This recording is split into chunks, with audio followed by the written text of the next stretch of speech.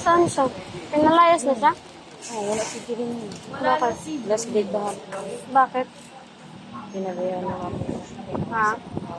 Last day na kami. Ewan ko kung totoo yung sinasabi na nasabi. Tawagan na lang daw siya pag nag-open yung warehouse sa sofa. Ano? Tawagan na lang daw siya pag nag-open yung warehouse sa sofa. Sabi ni Kirin sa akin. Kasi kahapon, di ba nakapabudget na dapat yun? Tinawag si Bobert at si Kai. Ayun na, sinabi ni Bobert na last day na ngayon nila kahapon. Si Vice. Si Bay. 2 weeks silang pahinga. Tapos si Bogart. Ay, baka mag-ano na sila. Tawagan daw sila pag nag-open na daw. Kawawa. Kaya pasabay namin yung sa tricycle sa gabi. Tawa kami ng tao kasi sabi, Ate Lord, di ba nakukuha pa kami sa sabi ko, oo naman, pero sa Friday niyo pa yun, next Friday. Pero kung okay lang, ganun ako, no, hindi pwede kasi kawawa ako lang. Sabi ko, ayaw nga pala. Sabi ko, napansin. Sila lang tatlo? Hindi. Ano sila? Si Rachel. Apat sila? Kasi si Judah, tinatawag ko. Si Judah. Ano pa? Sino pa? Si Bay, si Bogart, si Rachel, si Jeline, tapos, Yun lang ata. apat. Kasi, tinatawag din si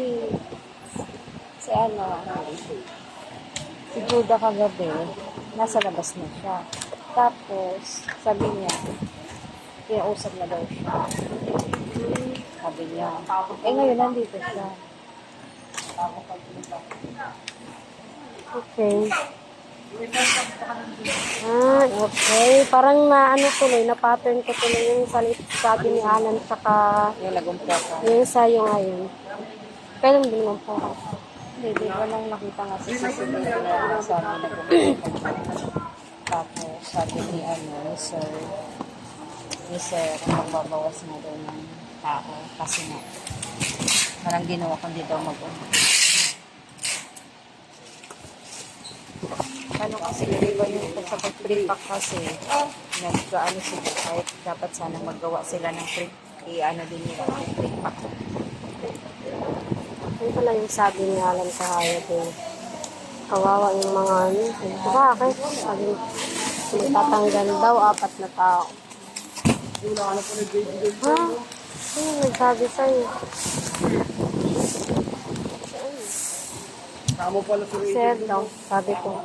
Ano, baka kasama ako dyan. Sabi niya, malalaman yan sa Monday. Ano, baka kasama ako dyan. Pero nasabi, ano na pwede.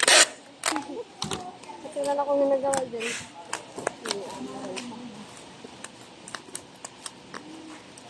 Sabi ko, Hindi, si Jeline talaga. Ano na yun? Umakyat daw dun sa taas ng nakaraan. Wala siyang abiso dito sa baba. Hindi ko alam kung ano yung concern niya. Nilagpasan niya yung baba sa baka office. kasi sa... Dami na kasing reklamo sa ano. Tapos kagabi na naman, nag-reklamo na naman tungkol dun sa Oo. ang sabi niya, may inoti daw siyang 3 hours. Bakit daw hindi nakasama? Eh sabi ko, di ba Sabi ko nga sa kanila kahapon kasi di ba napunta ako dito kahapon.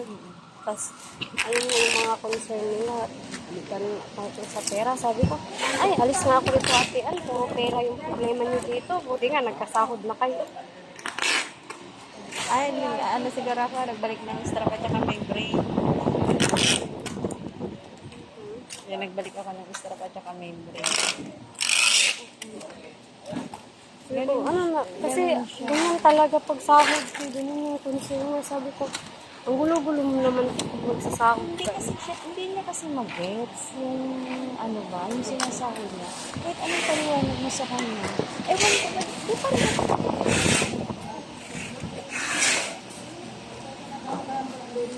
Kagaya nung ano dyan ni Ate Ann sa, yung tinitrain ni Ate Ann dyan, naiinis na ako dyan eh. Kasi puro na lang bilang-bilang.